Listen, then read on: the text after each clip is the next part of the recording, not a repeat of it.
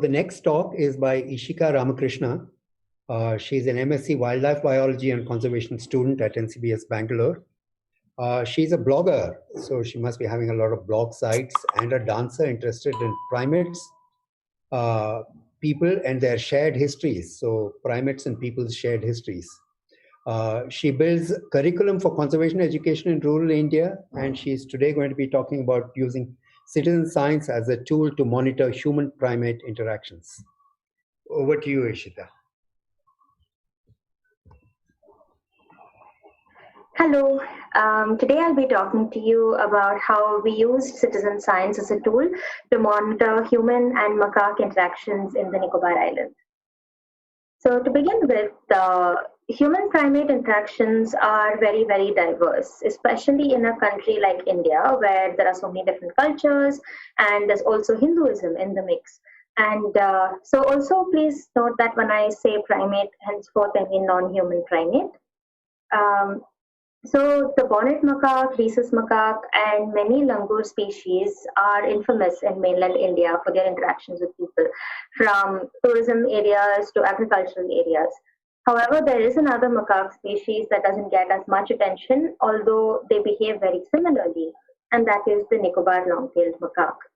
So this macaque is found on three of the southernmost islands in India, Great Nicobar, Little Nicobar, and Kachal. And it was on the largest of these three that we asked the question, what is the nature and extent of interaction between local human communities and the Nicobar long-tailed macaque? So as part of the study, we had three main objectives, of which I'll be addressing the third one today, which included a citizen science initiative to understand present-day interactions between people and monkeys. So just to give you a brief context and history of this island before we dive right in, diverse communities from the highlighted states here from mainland India migrated to Great Nicobar in the 1970s. And this was because they were settled there by the government in order to occupy some of India's frontier regions. These families settled along the southeastern stretch of the island that is highlighted here, and they brought development and agriculture with them. So the island now in its new form varied from its former state where it was just occupied by indigenous communities. So now macaques interact very closely with people in Great Nicobar and are often seen in homes, in vegetable gardens and farms. And because of this, there are many diverse interactions between people and macaques that can even manifest in negative ways or cause losses to the people, like loss of time, effort, and a lot of monetary losses. So owing to this, and also because of the steady increase in interactions between people and macaques in the past 5 decades since the 1970s, people's perceptions of macaques also varied. They dealt with losses that they faced in accordance with these perceptions, ranging from ignoring the monkeys to actively harming them. And because of the disparity, between the way in which people perceived monkeys and acted towards them, it was important to capture that variation across the island. And we thought that a citizen science initiative may be a good tool to monitor these interactions and point us towards conservation solutions. So the Great Nicobar Island has divided up into 9 villages along a 35-kilometer road, and each village is different in its composition of people, geographical position, proximity to forest, accessibility, and extent of urbanization. The presence and visitation by macaques, though, is a common feature throughout these villages. And so an experimental way to record patterns and frequencies of macaque visitation across all 9 islands simultaneously was what we needed to do. And hence the citizen science initiative called the Monkey Log, which we ran between December 2017 to April 2018.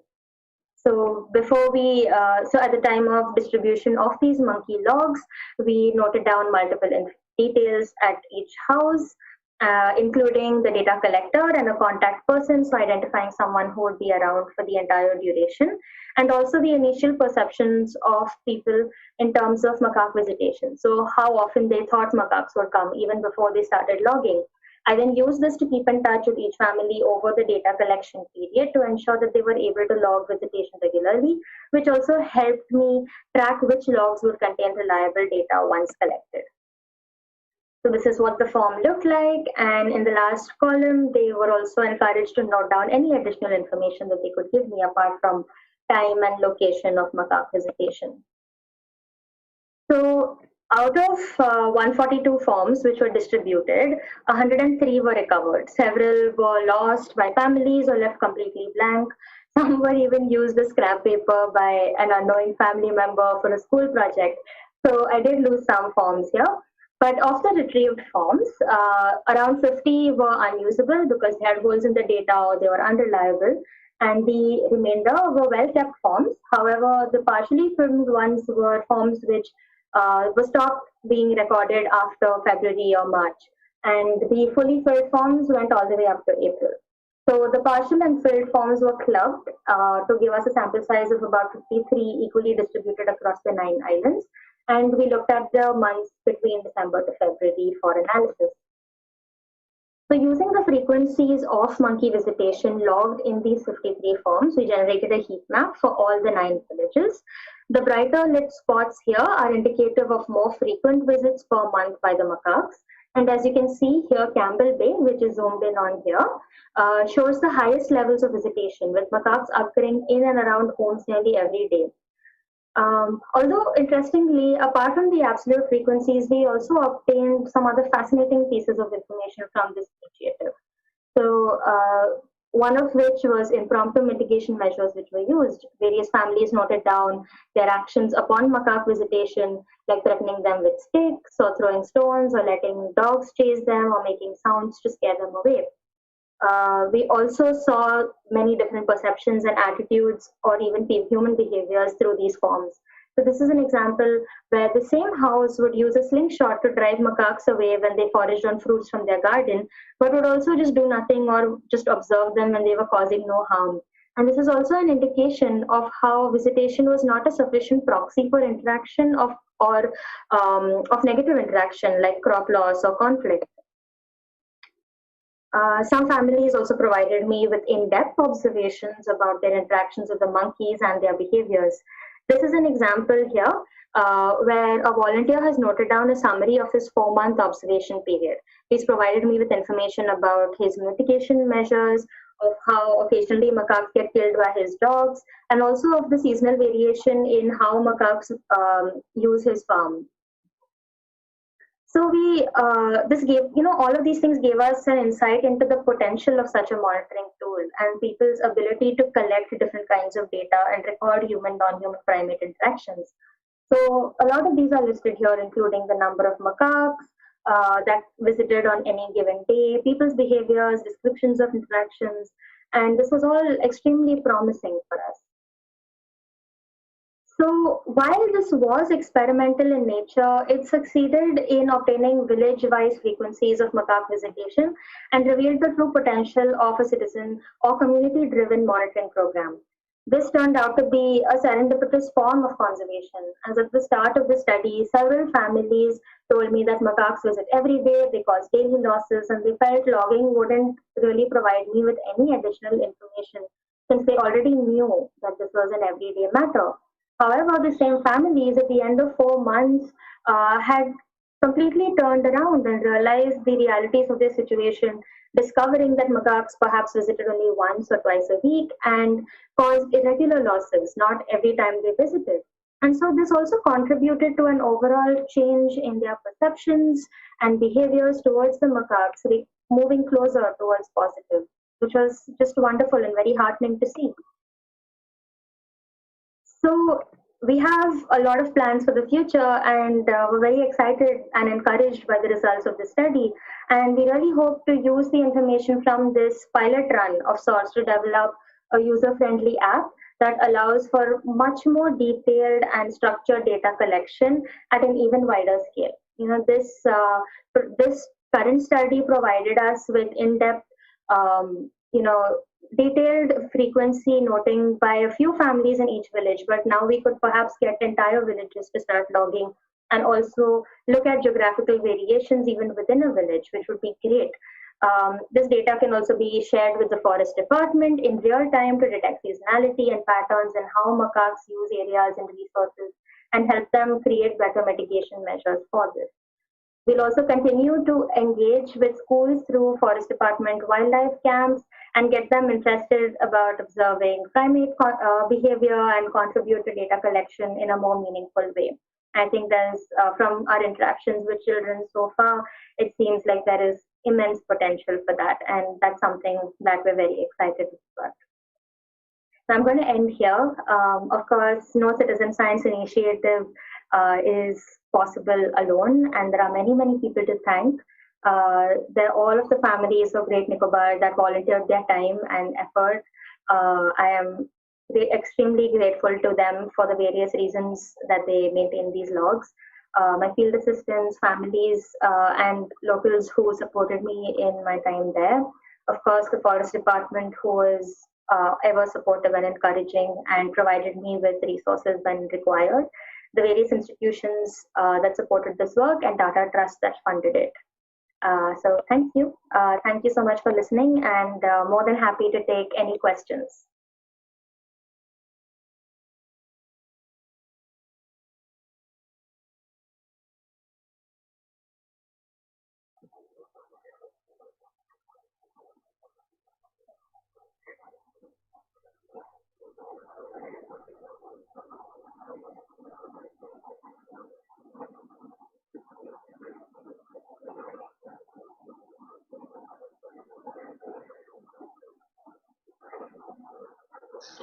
Thank you, Ishika. That was a really cool talk and really cool work. While we're waiting for questions to come in, I have a question that I posted. Did you use a questionnaire to judge impact of your program? You talked about the impacts on the communities. So can you elaborate on that? Yeah, definitely. So this was, like I mentioned earlier, it was a smaller component of a larger study, and a lot of the. That was a really cool talk and really cool work. Someone has to mute their screen. Yes. Okay. Thank you. Yeah. Yeah, so basically, there was also a questionnaire survey which was looking at people's interactions with macaques in a lot more detail, which was independent of the citizen science initiative. Okay. So we were also interacting with about 80 to 100 families on that front.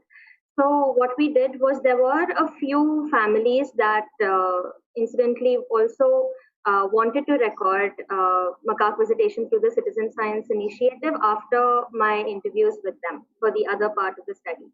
So in such cases, we did take into account their, we took down some structured feedback from them as part of the interview survey. But apart from that, what I did was I had just 2 or 3 basic questions that I asked each family that participated in the initiative. So when I first went to them, I asked them what they thought macaque visitation was like, whether they thought any good would come off recording something like this. And I also asked them how interested they actually were to log something like this in the present for my own work, which I was doing at the time, and also in the longer run. And what I did was at the end of the survey, when I collected the forms back, I asked the families to give me their general feedback about their experience. So I asked them what it was like for them to physically log and record every day. I asked them what they thought of macaque visitation now. So what I had in that case was, kind of for each house, I had a comparative answer from December and then another one in April. And in many situations, I found that it was quite different. Okay. Farida asks, this is great. Do you think this would work for large troops of monkeys like the rhesus that have become a problem animal in villages across India? Yeah, I definitely think it will. I think, one thing about primates especially is that everyone's got a monkey story. When I started working with macaques, I just realized that everybody who is interacted with one in any capacity is excited to talk about it or is frustrated and wants to vent. There are so many of these stories. And whether it's, a farmer or a vegetable gardener or somebody who just works in a government office, if they've interacted with one, they're very eager to share. And I think that's such a wonderful first step for any kind of citizen science initiative, because people are just looking for outlets, to share their experience and what is happening. And it is especially interesting with primates because like I've mentioned in the talk as well, there is a lot of anthropomorphism with with these species, because there is you relate to them, you kind of have similar expectations of them as you would other people. So when Right. monkey disappoints, it's quite heavy. So in that Right. sense, I think it would definitely work with even other species, and it would be good to see that happening as well. Okay. Many more questions coming in. Nishant asks, our macaque behavior is the one that you saw, the macaque behavior, same as rhesus macaques in North India? So I won't say it's same, because the scale is extremely different and it's a little more focused and niche. So one interesting thing about the island system is that it's isolated. There aren't too many intervening confounding factors, in that there aren't so many different influences on why people or macaques behave a certain way. So it's easier to isolate and understand the driving forces behind some of these behaviors, which Okay. may not be as easy in mainland, where there are so many different factors in play. And there's also Mm-hmm. a longer history, I feel, of these interactions. There's also the the angle of relocation by various forest departments of rhesus macaques from one area to another, which Okay. again influences their behavior. So I think there is Okay. the larger answer would be it's similar, because there is crop foraging involved, and the macaques are visiting farms and plantations and foraging over there, which is also called crop raiding in a Right. more conflict sort of vocabulary. So in that sense, yes, but I think the nuances are very different because the context is completely different. All right. So we have some more questions. Dinsi Mariam and Nishan again have some kinds of similarity in their questions. And Dinsi asks, do you think the change in perception has actually resulted in behavioral change towards the macaques? And Nishant asks a very similar question. You see a perception change in few of the families or in the majority who kept records for you? Yeah, so right now I'd say that the behavioral change that I've been able to follow is not very scientific or academic in nature, because this was a very experimental model. And now for my doctoral work, I'm planning to build upon that and maybe add some structure to it so that I can actually say that for sure with data. Okay. But Okay. from a more anecdotal experiential sense, there are many of these families that have formed longer relationships with, since I was in touch with them for the entire duration of 4 months constantly, and also for quite a while after the study was completed. And Okay. they often continued to provide me with information and updates about what is happening. And so I definitely did see some shift where initially the mitigation measures which were used immediately, like for example throwing a stone or letting the dogs out on the macaques and that sort of thing, would usually be without any forethought. You simply see or hear a macaque and you start shooting catapults and making noise and that sort of thing. And that also tends to not be very effective in the long run, because the monkeys get immune to that. They get accustomed to it and they know, okay, they're just creating din and chaos for 5 minutes and then we can go forage after that.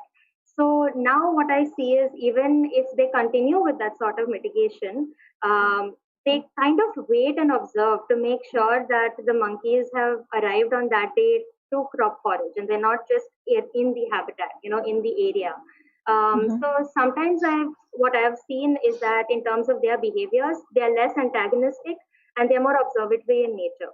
So they kind of see why the monkeys have come there before doing something about it. So I think that itself is quite encouraging to see. Okay. So maybe one more question before we move on. Mhm. Arjun Srivatsa says, awesome talk. I'm curious to know, when you add a question like, what did you do? Is it possible that it would inadvertently make people do something or anything which they wouldn't have if Mhm. this survey report was not happening? So that's a very good question, and I think perhaps that's something that I would like to frame a lot better when I do a more structured version of this later on. So the "What did you do" category was added in after a pilot survey of my social science part of the work, which wherein I got a lot of responses where people would give me in very meticulous detail all of the actions that they take against the macaques or towards protecting their farms and safeguarding them. And there was a lot of variation in what they practiced and what they did. And very often, even if they didn't do anything to the macaques, they took a lot of pride in that and said that, despite them doing all of this, we don't do anything. So that was kind of put there initially as an open-ended way for them to share their experience. And basically, while it said, what did you do, that column soon became something that people could just use for any sort of additional information. So Okay. yeah, so many people would use it either to talk about monkey behavior or their own behavior. So that became a Okay. little flexible as it went along. Yeah. Okay. So I'd like to ask you to go to the Slack channel and answer the rest of the questions. There are several questions about solutions and mitigation. Ashwin has a question, which is maybe a more general kind of question about survey data versus citizen science. And feel free to answer that as well. And Ashwin, maybe we can address that in one of our panel discussions as well. So do bring that up again. Yeah. So thank you, Ishika. Thank you. Yeah.